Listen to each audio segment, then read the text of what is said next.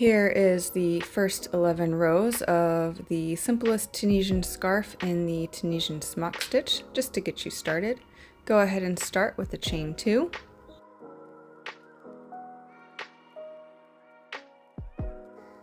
Then go ahead and insert your hook into the second chain and pull up a loop. And do a basic return pass, yarn over, pull through 1, and yarn over, pull through 2. Now we'll be increasing this end stitch, so go ahead and insert your hook on the top bar and pull up a loop. Then insert your hook under both bars and pull up a loop. Do a basic return pass, yarn over, pull through 1, yarn over, pull through 2, and yarn over, pull through 2 again. Next up is a Tunisian simple stitch, so insert your hook under that first bar, pull up a loop, and then another increase, so insert your hook under the top bar, pull up a loop, and then both bars, pull up a loop. Basic return pass, yarn over, pull through 1, yarn over, pull through 2, all the way across.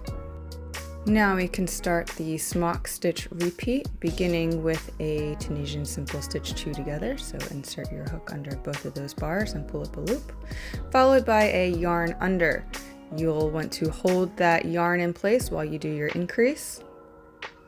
And then you will just do another regular return pass. Yarn over, pull through 1, yarn over, pull through 2, pull through 2, pull through 2, and pull through 2 again. Now we begin the second repeat, and that starts with a Tunisian simple stitch. So go ahead and do one of those. And then we go back to the Tunisian simple stitch 2 together, followed by a yarn under. Go ahead and hold that yarn in place while you do your increase. Oh, see, that's why you gotta hold that yarn, otherwise you'll lose it. And then do your regular return pass.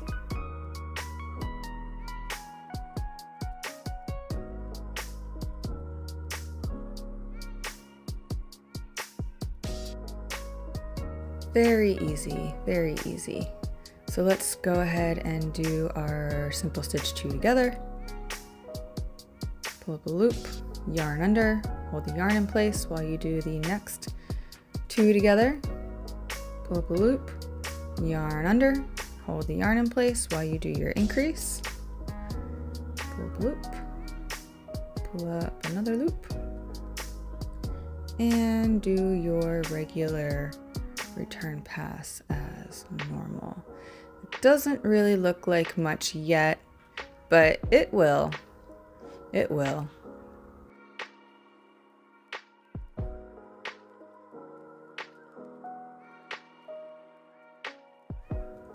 Go ahead and do your second row repeat with the Tunisian simple stitch, and then simple stitch 2 together, yarn under, simple stitch 2 together, yarn under, increase that last stitch,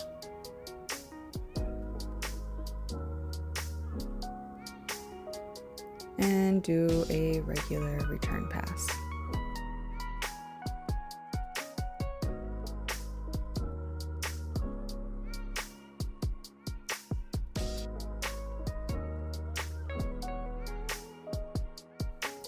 And you're just gonna keep repeating this over and over until the pattern's done. So we'll do 2 together,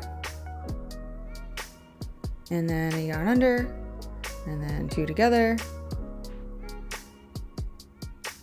and then a yarn under, 2 together, yarn under, increase, and then return pass. After you finish your increase, of course, obviously.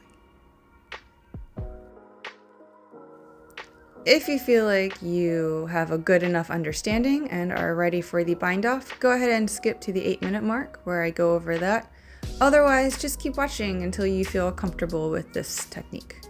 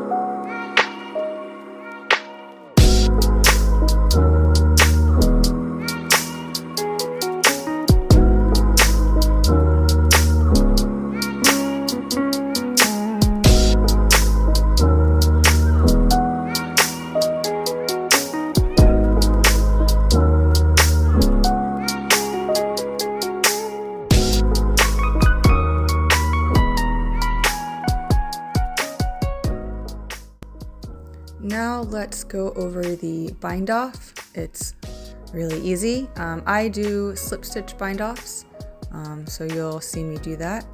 Since the last row began with a Tunisian simple stitch, and you can see that one right there, we're going to start this one with a Tunisian simple stitch 2 together.